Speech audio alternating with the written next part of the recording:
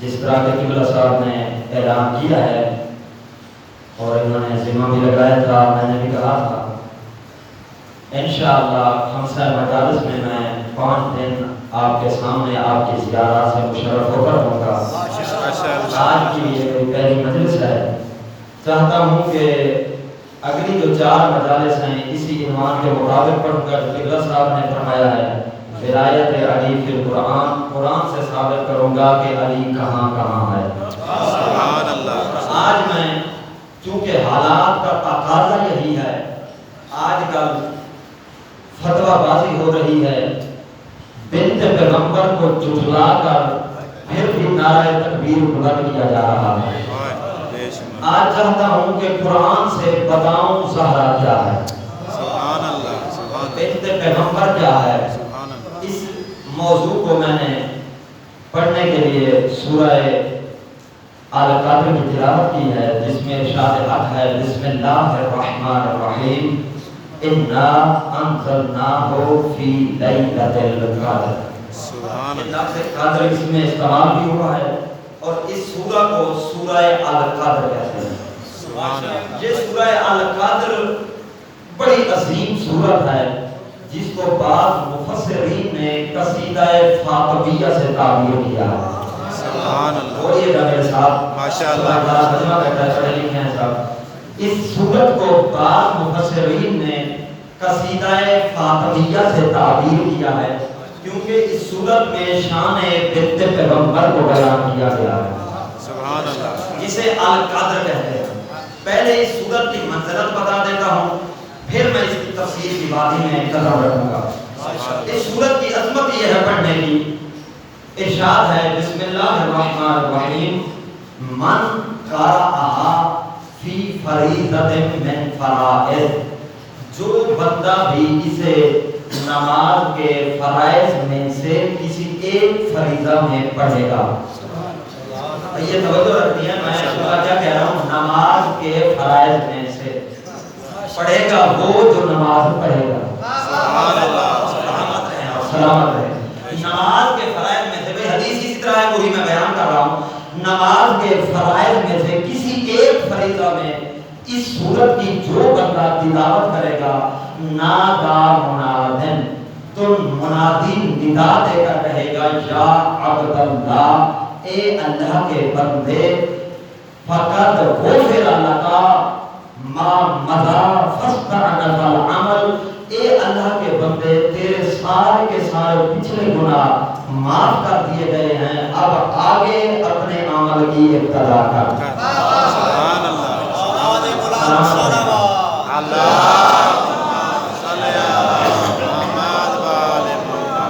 اور ایک اور بھی سنتے جائیں، مرحومین کی قبروں پر جاتے ہیں، جانے کا بھی ایک وقت ہوتا ہے، جب وقت ہو تب جایا کریں۔ جب جاتے ہیں مرحومین کی قبر پر، معصوم فرماتے ہیں کہ اگر کوئی بندہ 7 مرتبہ کسی مرنے والے کی قبر پہ بیٹھ کر، کسی کی قبر پہ بیٹھ کر 7 مرتبہ اسی سورہ انا انزلنا کی تلاوت کر دے، اللہ اس پڑھنے والے کے بھی گناہ معاف کر دیتا ہے، صاحب قبر کے گناہ بھی معاف کر دیتا ہے۔ سبحان اللہ۔ سبحان اللہ۔ صلوات پڑھنے پر محمد۔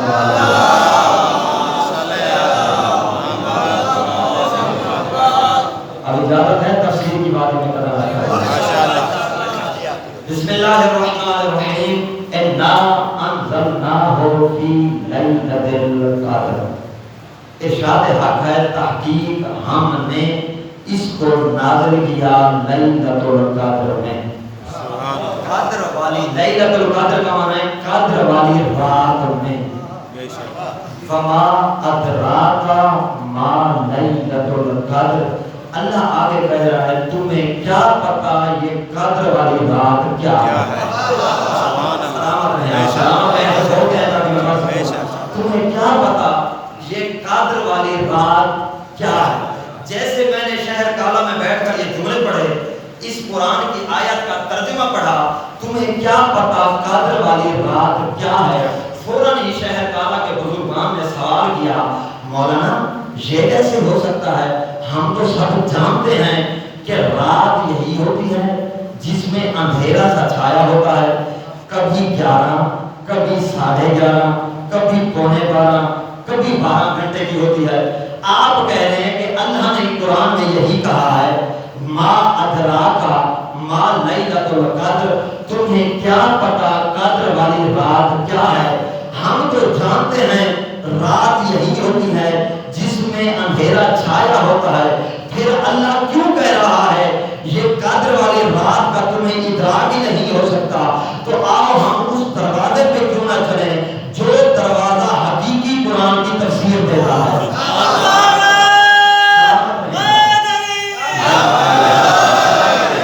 دیکھیں آج میں پہلے دن ہی طے کر دیتا ہوں کہ قرآن کی تفسیر کس دروازے سے دی جاتی ہے. قرآن صامت ہے. صامت کہتے ہیں جو بولتا نہ ہو. ناطق کہتے ہیں جو بولتا ہو. ہم انسان ناطق ہیں یعنی ہم بولنے والے ہیں.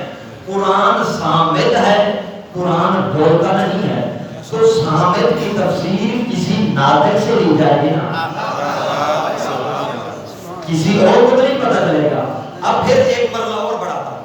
پھر صامت جو بولتا نہ ہو. آپ کے علاقے میں یہ چوک ہے، چوک میں ایک ایسا نوجوان ہو، اللہ سب کو زبان عطا کرے اور بولنے کی قوت بھی ہر ایک کو عطا کرے.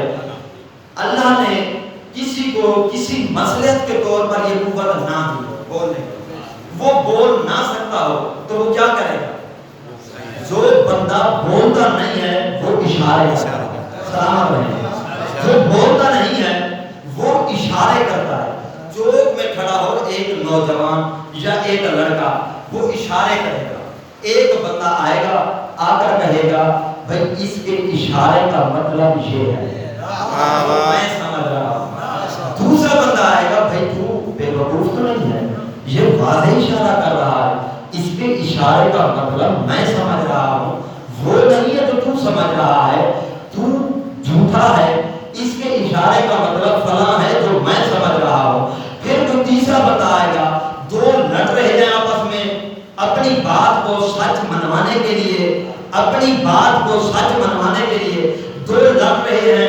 تیسرے بندہ آیا، اس نے کہا بھائی تم دونوں جھوٹے ہو، اس کے اشارے کا مطلب میں صحیح سمجھتا ہوں، یہ فلاں بات کہنا چاہتا ہے، یہ فلاں بات کہنا چاہتا ہے. یہ تینوں آپس میں لڑنے لگیں گے. جب تینوں جھوٹے لڑیں گے چوتھا حق آئے گا. سلامت رہے تو سمجھ رہے ہیں. بزرگان بیٹھے یہی اشارے ہوتے ہیں. جب تینوں جھوٹے لڑ رہے تو چوتھا حق آئے گا. حق آ کر یہی کہے گا بھائی تم آپس میں لڑتے کیوں ہو؟ یہ جو بول نہیں سکتا، یہ جو اشارے کر رہا ہے، اس کے اشارے کا مطلب اس کے گھر والوں سے کیوں نہیں پوچھتے؟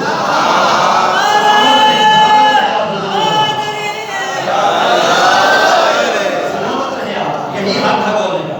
اس کے اشاروں کا مطلب تم اس کے گھر والوں سے کیوں نہیں پوچھتے؟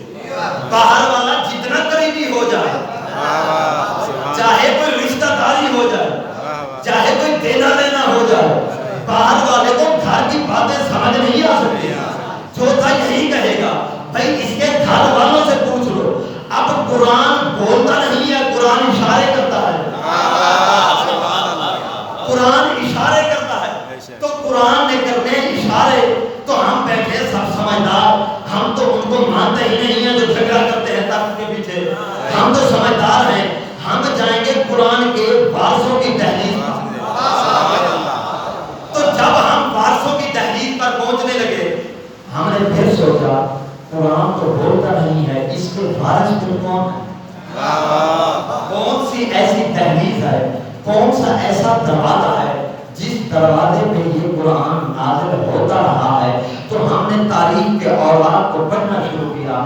جیسے ہم پڑھتے گئے تاریخ میں یہ ملا کہ اللہ کہہ رہا ہے میرا محبوب ہم نے اس قرآن کو تیرے قلب پر، تیرے دل پر نازل کیا. اور یہ جب سمجھ آ گیا اللہ کہہ رہا ہے اے میرا محبوب ہم نے اس قرآن کو تیرے دل پر نازل کیا.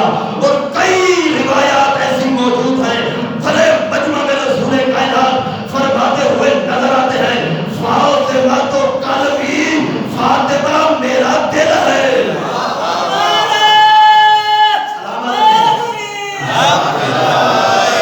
تمہید میں اسی طرح میرے ساتھ ہیں انشاءاللہ. آگے میں خود آپ کو بلوا قسم بھی کھا کے آئیں گے تو آپ نعرہ لگائیں گے آج آپ نے میرا ساتھ دینا ہے. اب پتہ چلا قرآن اس گھر میں آیا جو فاطمہ تو زہرا کا تھا. جب ہم اس دہلیز پہ پہنچے ہم نے دکل بات کیا, دروازہ کھٹکایا. یہی آداب تو یہی ہوتے ہیں نا, بندہ چور بھی نہ ہو, چوروں کو ماننے والا بھی نہ ہو تو وہ دروازے پہ ضرور جاتا ہے. وہ سیدھا شہر میں نہیں جاتا, سیدھا حویلی میں نہیں جاتا, دروازے پہ جاتا ہے. ہم نے دروازہ کھٹکایا, دکل باب کیا, دکل باب کیا. زمانہ تھا 5ویں امام کا. 5ویں امام جیسے بار آئے, امام علیہ السلام نے ہم نے ہاتھ جوڑ کر پوچھا مولا یہ جو ہم جانتے ہیں رات یہی ہوتی ہے جس میں اندھیرا چھایا ہوا ہوتا ہے, اللہ کہہ رہا ہے وما ادراکا ما لیلۃ القدر, تمہیں کیا پتا قدر والی رات کیا ہے. اے مولا بتائیں تو صحیح یہاں لیلۃ القدر سے حقیقی مراد کیا ہے.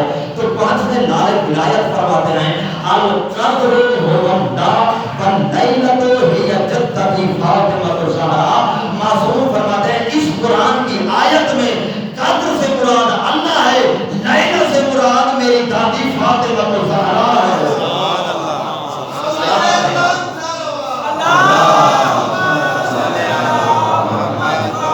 میری جدہ فاطمہ الزہرا ہے. تو اس تفسیر کے مطابق یہ تفسیر بہت ساری تفسیروں میں موجود ہے. ایک حوالہ سن لیں, تعبیر الآیات الظاہرہ فی فضائل ہجرت الطاہرہ. آپ کے پاس نجفی عالم دین موجود ہیں, ہم نے اکٹھا زمانہ بھی گزارا ہے. ان کو اللہ نے سعادت نصیب فرمایا آپ کے درمیان تبلیغ کرنے کی. میں ابھی نجف اسلام میں ہوں, یہ عربی کتاب ہے, یہ آپ کو دکھلا بھی سکتے ہیں, ضمانت کے ساتھ میں حوالے دے رہا ہوں. تو اس تفسیر کے مطابق جب امام فرما رہے ہیں القدر هو اللہ واللیلۃ ہی جدتی فاطمہ الزہرا, کہ قادر وہ اللہ ہے, لیلہ میری دادی فاطمہ الزہرا ہے. اس تفسیر کے مطابق جو قوالیان سیدہ بیٹھے ہیں, جو محبان سیدہ بیٹھے ہیں, ضرور سمجھیں گے اور داد بھی دیں گے اور قیمت ادا کریں گے جملہ کی. تو ترجمہ کچھ یوں بنتا ہے تفسیر بالمفتاح کے مطابق وما ادراک ما لیلۃ القدر, تمہیں کیا پتا اللہ کی فاطمہ کیا ہے. سلام پڑھے محمد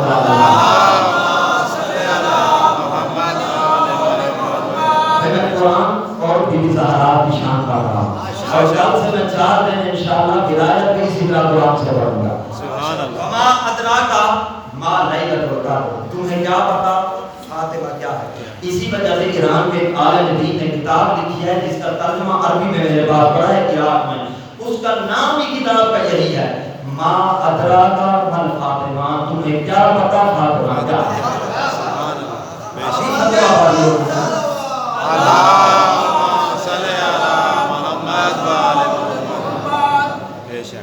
آگے چلیں.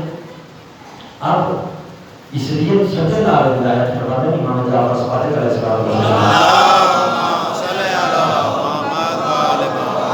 فرماتے ہیں من عرف حق معرفتها فقد ادرک لیلۃ القدر, کہ جس نے فاطمہ الزہرا کی حقیقی معرفت حاصل کر لی, سیدہ کی بنت پیغمبر کی حقیقی معرفت حاصل کر لی, اسی نے لیلۃ القدر کو طے کر دیا.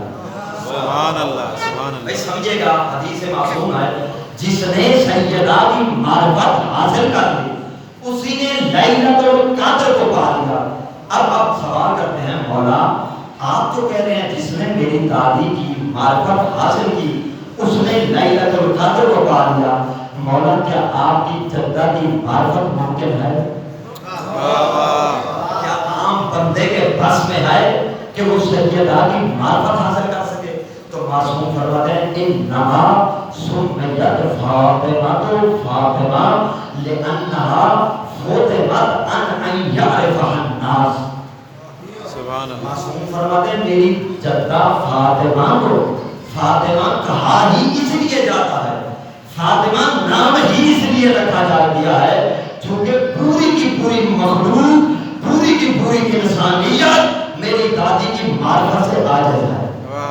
سبحان اللہ, سبحان اللہ. میری جدہ کی معرفت سے عاجز ہے.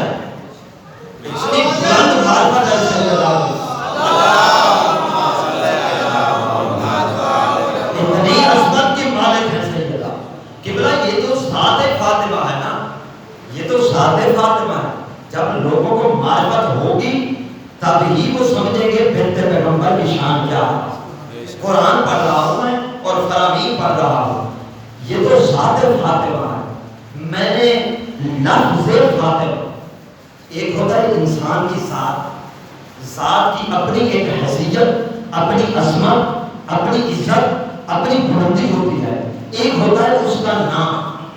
میں نے نام فاطمہ کی عظمت کو سمجھنے کی بڑی کوشش کی ہے. میں نے چاہا اسی نام فاطمہ کے معنی سمجھ لوں.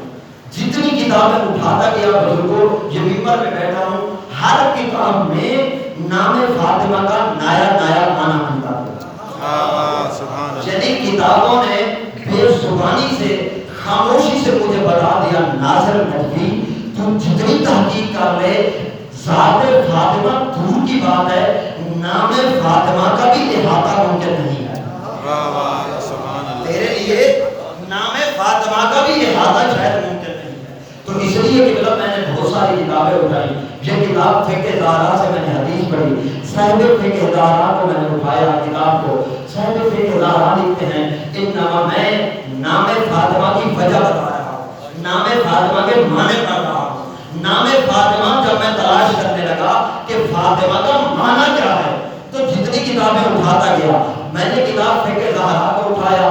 صاحب کتاب فقہ زہرا لکھتے ہیں انما سمیت فاطمہ تو فاطمہ لأن الخلق خدمون ان کنہ معرفتها. میں نے کتاب علل الشرائع کو اٹھایا. صاحب علل الشرائع نے لکھ دیا انما سمیت فاطمہ تو فاطمہ لأنها خدمت عن الطمس. میں نے کتاب المناقب کو اٹھایا.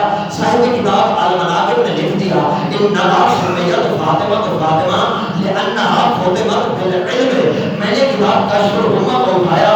صاحب کشف الغمہ نے لکھ دیا انما سمیت فاطمہ تو فاطمہ لأنها خدمت عن النار.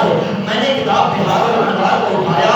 صاحب بہار نے لکھ دیا انما سمیت فاطمہ تو فاطمہ لأنها خدمت عن المثل والنظیر. میں نے کتاب دلائل الامامہ کو اٹھایا. صاحب دلائل الامامہ نے لکھ دیا انما سمیت فاطمہ تو فاطمہ لأنها خدمت عن الشرک. میں نے کتاب اسرار فاطمیہ کو اٹھایا, جو میرے ساتھ بول رہے ہیں. میں نے کتاب اسرار فاطمیہ کو اٹھایا. صاحب اسرار فاطمیہ نے لکھا انما سمیت فاطمہ تو فاطمہ لأنها فاطمت شیعتها ومحبیہ عن النار کما فاطمت طیر حبا جید من الردیم.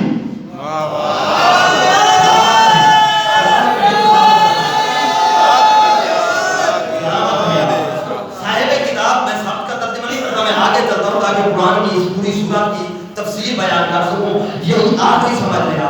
صاحب اسرار فاطمیہ لکھتے ہیں, وہ کہتے ہیں فاطمہ کو فاطمہ اس لیے کہا جاتا ہے کیونکہ قیامت کے دن بروز محشر اپنے محبوں کو ایسے چن لے گی جیسے کوئی سمجھدار پرندہ گندے دانوں کو چھوڑ کر اچھوں کو کھا لے گا. سلامت ہے, آپ سلامت ہیں. یہی میں آخری والا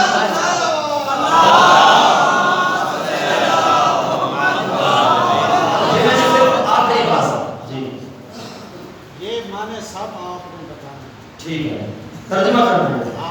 بس میں وقت قلت کو دیکھ رہا تھا, جب آپ راضی ہیں تو میں بتا دیتا ہوں. ماشاءاللہ میں جلدی جلدی بتا دیتا ہوں ماشاءاللہ, تاکہ یہ بھی راضی ہو جائیں اور آپ بھی وقت بھی ماشاءاللہ. پہلا معنی تھا تاکہ وقت میں ختم کر سکوں.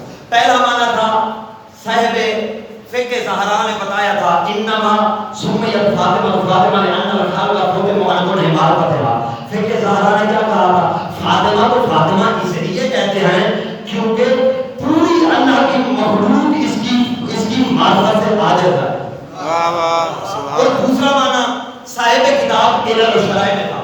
صاحب کتاب علل الشرائع نے کیا کہا تھا انما سمیت فاطمہ تو فاطمہ لأنها خدمت عن المثل, کہ سیدہ کو فاطمہ اس لیے کہا جاتا ہے کیونکہ سیدہ کی مثل کوئی نہیں ہے. سلامت رہے. اگلی کتاب صاحب المناقب نے کیا کہا تھا انما سمیت فاطمہ تو فاطمہ لأنها خدمت عن النار. اگلی کتاب والے کہتے ہیں کہ فاطمہ کو فاطمہ اس لیے کہتے ہیں چونکہ سیدہ کو جہنم سے ہٹا دیا گیا ہے.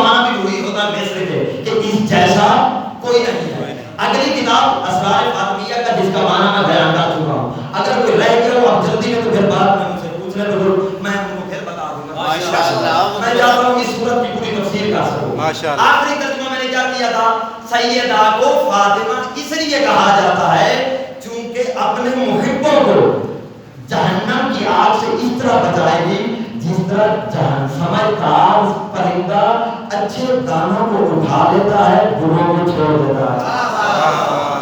अब इसलिए मैं अपने मजमान का हाथ करता हूँ उन जलालियों को,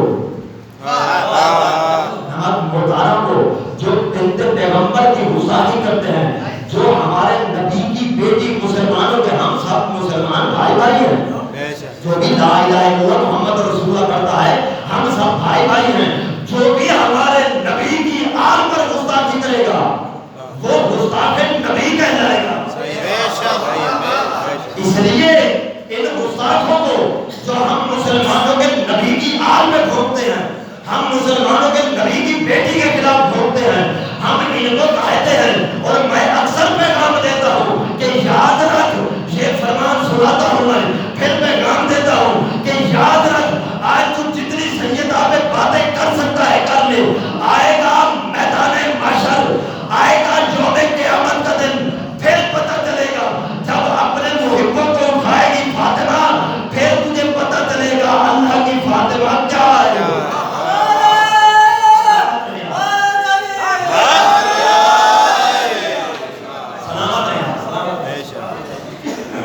फिर बरोज़ महशर में सैयदा की मंज़िल क्या होगी, फिर कहीं लोग ये भी ना पूछ रहे, मैं खुद बता देता कि कैसे चुनेगी सैयदा अपने मुहिब्बों को। सलात पढ़े मोहम्मद।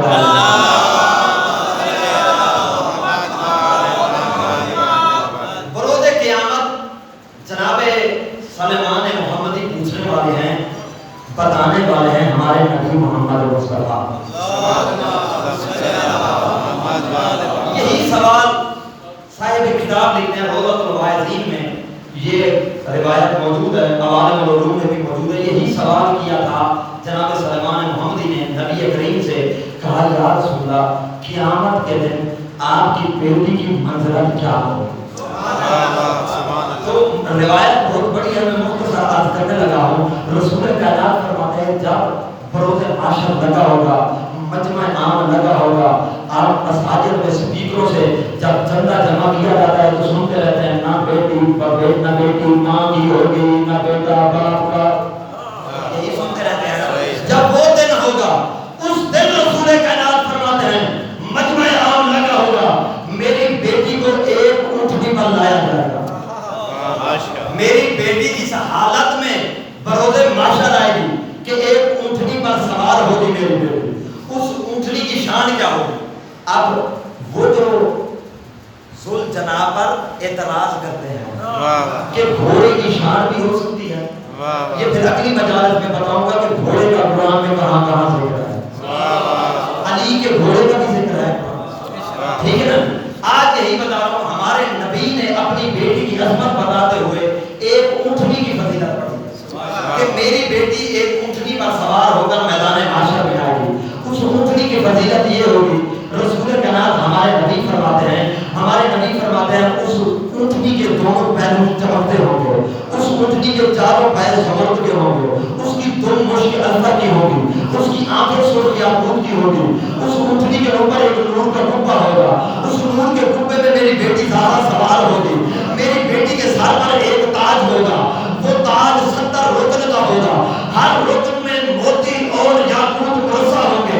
रसूल कायनात फरमाते हैं फिर मेरी बेटी के ये ताज के याकूत और मोती मैदान महशर के लोगों के लिए इस तरह चमकते होंगे जिस तरह जमीन वालों के लिए आसमान के तारे चमकते हैं।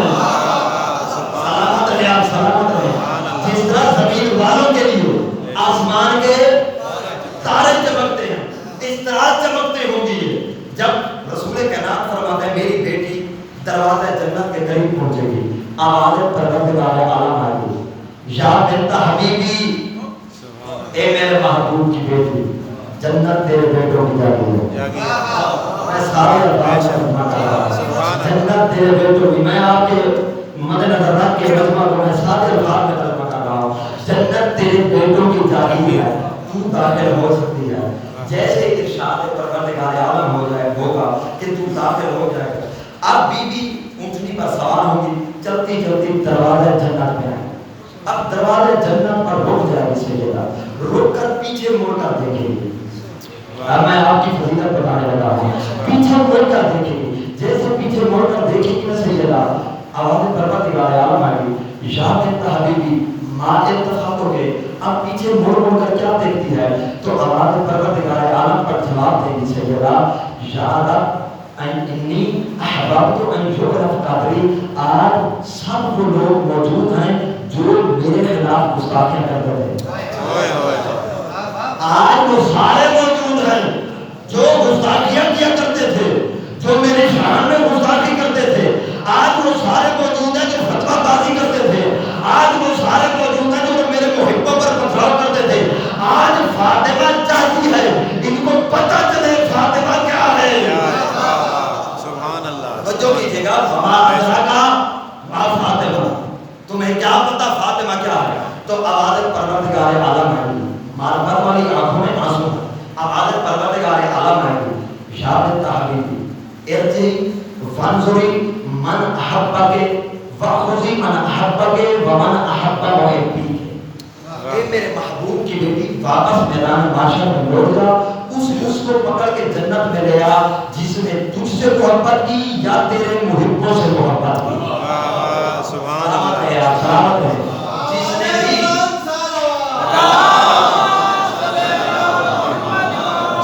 بھی تم سے محبت کی انہیں لے آ دروازہ جنت پر اور جنت میں داخل ہو گیا. اب اپنی عظمت اپنے آپ کو منسلک کریں سیرت فاطمہ و زہرا کے ساتھ، سیرت اولاد فاطمہ و زہرا کے ساتھ اپنے آپ کو منسلک کر لیں. جب آپ منسلک ہو جائیں گے تو پھر میں اپنی آپ کی عظمت بتانے لگا ہوں کہ آپ کی عظمت کیا ہے. جب انشاءاللہ ہم سب کو بی بی لے کر دروازہ جنت میں پہنچے، جائیں گے نا صاحب؟ ارادہ تو سب کا. اب جائے گا وہ جس کی سیرت